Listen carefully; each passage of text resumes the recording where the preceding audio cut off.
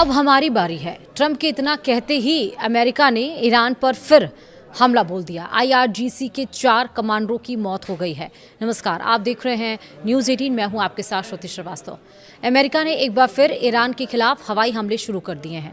अमेरिकी अधिकारी के हवाले से आई रिपोर्ट के मुताबिक राष्ट्रपति डोनाल्ड ट्रंप ने पिछले सप्ताह बमबारी रोककर बातचीत के लिए मौका दिया था, लेकिन जॉर्डन में अमेरिकी सैन्य अड्डे पर हुए मिसाइल हमले के बाद सैन्य अभियान दोबारा शुरू कर दिया गया। एक्सियोस की रिपोर्ट के मुताबिक ईरान की ओर से एक दिन पहले जॉर्डन स्थित अमेरिकी बेस को निशाना बनाकर मिसाइलें दागी गई थी। अमेरिकी सेना का दावा है कि सभी मिसाइलों को बीच रास्ते में ही इंटरसेप्ट कर लिया गया।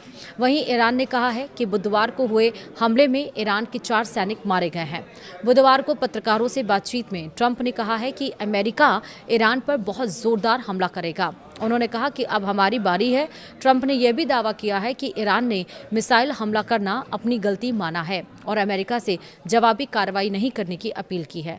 हालांकि ईरान की ओर से इस दावे की स्वतंत्र पुष्टि नहीं हुई है। रिपोर्ट के अनुसार ट्रंप प्रशासन ने इससे पहले लगातार 13 रात तक ईरान के सैन्य ठिकानों पर हमले किए थे और इसके बाद बातचीत की संभावना को देखते हुए बमबारी अस्थायी रूप से रोक दी गई थी। लेकिन जॉर्डन में हुए मिसाइल हमले के बाद 5 दिन के भीतर ही यह सैन्य अभियान फिर शुरू हो गया।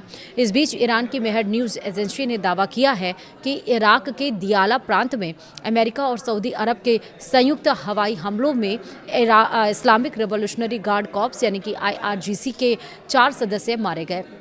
रिपोर्ट में उनकी पहचान अली असगर अस्तानेह, अबोल फजल मोताकी, मुर्तज़ा अकबरी और अमीर अब्बास दरहम फरोशू के रूप में हो गई है। वहीं एजेंसी के मुताबिक चारों ईरान के काशान शहर के रहने वाले थे। उधर द न्यूयॉर्क टाइम्स ने एक अमेरिकी अधिकारी के हवाले से दावा किया है कि संयुक्त हमलों में करीब 20 ईरानी सलाहकार, जिनमें IRGC के सदस्य और तकनीकी सलाहकार शामिल थे, मारे गए हैं। रिपोर्ट के मुताबिक इन ठिकानों को इसलिए निशाना बनाया गया है क्योंकि वहां ईरान समर्थित समूहों को मिसाइल और ड्रोन संचालन में मदद देने वाले सलाहकार मौजूद थे। वहीं अब तक अपडेट्स क्या हैं वो समझिए। ईरान की फोर्स न्यूज़ एजेंसी ने दावा किया है कि केशम द्वीप पर एक रिहायशी इमारत पर हुए अमेरिकी हमले में 3 लोगों की मौत हो गई है।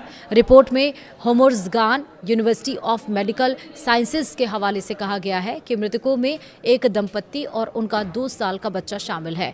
रिपोर्ट के मुताबिक इस हमले में घायल 7 और 9 साल की उम्र के 2 अन्य बच्चों का अस्पताल में इलाज चल रहा है। इससे पहले बचाव दल ने मलबे से बच्चों को सुरक्षित बाहर निकाला और उसकी जानकारी भी दी थी। फिलहाल अमेरिका का कहना है कि उसने केवल सैन्य निगरानी और रक्षा से जुड़े ठिकानों को निशाना बनाया है। इन दावों की स्वतंत्र पुष्टि नहीं हुई है। दूसरा, ईरान ने हॉर्मुज़ जल डमरूमध्य के संयुक्त प्रबंधन को लेकर ओमान के प्रस्ताव को खारिज करते हुए अपना नया प्रस्ताव पेश किया है। दोनों देश अंतिम समझौते की शर्तों पर बातचीत जारी रखे हुए हैं। ईरान के उप विदेश मंत्री काजेम गरीबाबादी ने कहा है कि तेहरान के प्रस्ताव के तहत जल डमरूमध्य में एक समुद्री मार्ग पूरी तरह ईरान के क्षेत्रीय जल क्षेत्र से गुजरेगा, जबकि दूसरे मार्ग का एक हिस्सा भी ईरानी जल क्षेत्र में रहेगा। उनके मुताबिक इससे ईरान आने और जाने वाले दोनों समुद्री मार्गों की प्रभावी निगरानी कर सकेगा। वहीं राने नेटवर्क के वरिष्ठ मध्य पूर्व विश्लेषज्ञ रयान बोल ने दावा किया है कि ईरान के खिलाफ जारी सैन्य अभियान के बीच अमेरिका के एडवांस्ड सैन्य संसाधनों पर दबाव बढ़ रहा है। उन्होंने अल जजीरा से कहा है कि लंबी दूरी से दागे जाने वाले संयुक्त स्टैंड ऑफ हथियार और थाड जैसी उन्नत एयर डिफेंस मिसाइलों का भंडार तेजी से कम हो रहा है। उनके मुताबिक कई रिपोर्टों के अनुसार पेंटागन के योजनाकार भी इन हथियारों की उपलब्धता को लेकर चिंतित हैं। वहीं ईरान की सरकारी प्रसारक IRIB के मुताबिक केशन द्वीप पर अमेरिकी हमले में क्षतिग्रस्त हुए रिहायशी भवन के मलबे से तीसरे बच्चे को सुरक्षित निकाल लिया गया। रिपोर्ट के अनुसार बचाव अभियान अभी भी जारी है। रिपोर्ट में कहा गया है कि अमेरिकी हमले का निशाना बना भवन 5 सदस्यों वाले एक परिवार का था। इससे पहले 2 बच्चों को मलबे से निकालकर अस्पताल पहुंचाया गया था। तो यानी कि बमबारी जारी है, गोलेबारी जारी है, एक दूसरे के ऊपर स्ट्राइक जारी है, लेकिन अब ज़रूरत है कि ये युद्ध थमना चाहिए। फिलहाल वीडियो में इतना ही। नमस्कार।